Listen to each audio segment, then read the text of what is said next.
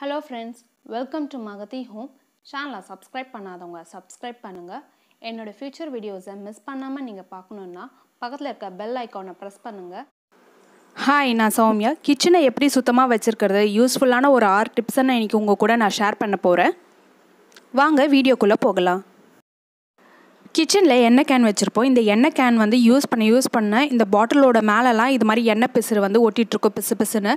நம்ம சமையல் செய்யறதுக்காக இந்த பாட்டில் எடுத்தனா நமக்கு வந்து கை வழுக்கும். இது மாதிரி கை வழுக்காம இருக்கிறதுக்கு என்ன பண்றதுன்னு பார்க்கலாம். அரிசி மாவு தான் இதுக்கு தேவை. இந்த அரிசி மாவை எடுத்து இந்த பாட்டில் முழுக்க தேய்க்கணும். இப்படி தேய்க்கிறப்போ கேப்பை வந்து நல்லா க்ளோஸ் பண்ணி வச்சிருங்க. அப்பதான் எண்ணெய் வந்து லீக் ஆகாம இருக்கும்.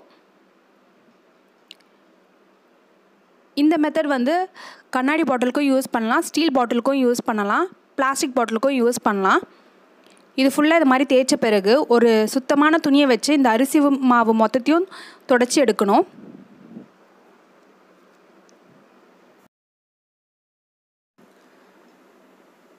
இந்த பாட்டில் இப்போ கையில் இது மாதிரி தொட்டு பார்த்தா எண்ணெய் பிசுறு எதுவுமே இருக்காது, பிசு தன்மையும் இருக்காது. நம்ம ஈஸியாக இப்போ எடுத்து யூஸ் பண்ணலாம். இதுக்கு வந்து தண்ணி போட்டு கழுவினாலும் இந்த எண்ணெய் பிசுறு போகாது. அரிசி மாவு வச்சு இது மாதிரி தேய்ச்சா இந்த எண்ணெய் பிசுறு போகும். குழந்தைகளுக்கு பிஸ்கெட் வாங்கி தருவோம். அவங்க எடுத்து சாப்பிடுவாங்க. அவங்க எடுத்து சாப்பிட்ட பிறகு ஒரு பாக்ஸில் போட்டு வச்சுருவோம். நம்ம இது மாதிரி பாக்ஸில் போட்டு வைக்கிறப்போ ஒரு நாள்லேயே அதோட ஃப்ரெஷ்னஸ் வந்து போயிடும். ஒரு மாதிரி நமுத்து போன மாதிரி ஆகிடும். குழந்தைங்களும் அது 2வது வாட்டி எடுத்து சாப்பிட விரும்ப மாட்டாங்க. அதை வேஸ்ட்டாக கீழே கொட்டுவோம். அது மாதிரி ஆகாமல் இருக்கிறதுக்கு என்ன பண்ணுறதுன்னு பார்த்தீங்கன்னா, ஏதாச்சும் ஒரு பாக்ஸ் எடுத்துக்கங்க. ஸ்டீலாக இருக்கட்டும் இல்லை பிளாஸ்டிக்காக இருக்கட்டும், உங்கள் விருப்பப்படி நீங்கள் எதனா ஒன்று எடுத்துக்கலாம். டிஷ்யூ பேப்பர் இது மாதிரி எடுத்துக்கிட்டு அந்த பாக்ஸுக்கு அடியில் இது மாதிரி வச்சுருங்க. கொஞ்சமாக சர்க்கரை சேர்த்துக்கோங்க.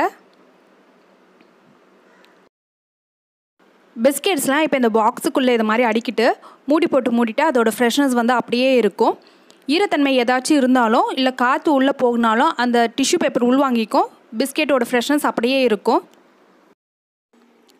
வெங்காயம் பூண்டு அரிஞ்ச பிறகு கத்தியில் பூண்டு வாசனையும் வெங்காயம் வாசனையும் வந்துகிட்டே இருக்கும். அடுத்ததாக ஏதாச்சும் ஒரு பழம் அரிஞ்சாலும் அந்த பழத்தில் வந்து வெங்காயம் வாசனை வந்துகிட்டே இருக்கும். இதனால் நம்மளுக்கு சாப்பிட பிடிக்காது. இது மாதிரி இந்த வெங்காய வாடையை போக்குறது எப்படின்னு பார்த்தீங்கன்னா, கல்லுப்பு கொஞ்சமாக இந்த கத்தி மேலே இது மாதிரி வச்சுட்டு நியூஸ் பேப்பர் வச்சு லைட்டாக இது மாதிரி தேய்ச்சி விடணும். 2 சைடு இது மாதிரி தேய்க்கணும். நம்ம தண்ணி போட்டு கழுவினாலும் இல்லை சோப் போட்டு கழுவினாலும் அந்த வெங்காய வாடை வந்து போகாது. இது மாதிரி கல்லுப்பு வச்சு தேய்க்கிறப்போ அந்த வெங்காய வாடை வந்து ஈஸியாக போகும். 2 சைடும் தேய்ச்ச பிறகு தண்ணி வச்சு கழுவிட்டால் அந்த வெங்காய வாசனை கத்திலேருந்து இதுக்கப்புறம் வராது.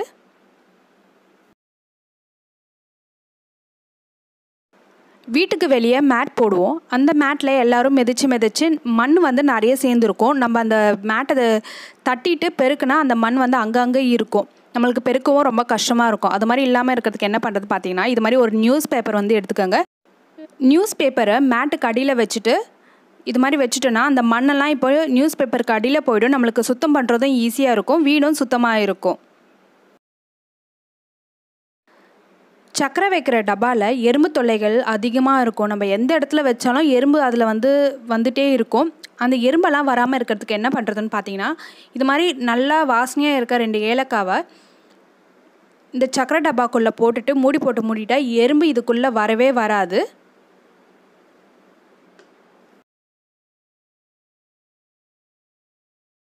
காலிஃப்ளவரை எப்போவுமே சுடு தண்ணியில் போட்டு தான் சுத்தம் செய்வோம். அது மாதிரி சுடு தண்ணியில் போட்டு சுத்தம் செய்கிறப்போ அந்த புழுக்கள்லாம் அப்படியே அந்த பூக்குள்ளேயே இருந்து இறந்து போயிடும். அது மாதிரி அந்த பூக்குள்ளேயே இருந்து இறந்து போகாமல் அது வெளியே வந்து எப்படி இறந்து போக வைக்கிறது அப்படின்னு தான் இன்றைக்கி இப்போ பார்க்க போகிறோம். இந்த பூக்கள்லாம் முதல்ல தனித்தனியாக பிரித்து எடுத்துக்கலாம். ஒரு கிண்ணத்தில் தண்ணி எடுத்துக்கிட்டு 1 ஸ்பூன் அளவு மிளகாய் தூள் எடுத்துக்கோங்க. சாதா பச்சை தண்ணி தான் இது. இந்த மிளகாய் தூளை நல்லா கலக்கி விட்டுட்டு காலிஃப்ளவரை பிச்சு வச்சுருக்க இந்த பூலாம் இந்த மிளகாய் தூள் தண்ணியில் வந்து போட்டு வச்சிடலாம். ஒரு 5 நிமிஷம் இதை அப்படியே விட்டுடலாம். ஒரு 5 நிமிஷம் கழித்து பார்த்தீங்கன்னா அந்த புழுக்கள்லாம் இப்போது அந்த பூலேருந்து வெளியே வந்து மேலே தண்ணியில் மிதந்து இருக்கும். இப்போ உங்களுக்கு வீடியோவில் பார்த்தா தெரியும். இந்த வீடியோ உங்களுக்கு பிடிச்சிருக்குன்னு நினைக்கிறேன். நான் மீண்டும் உங்களை இன்னொரு வீடியோவில் சந்திக்கிறேன்.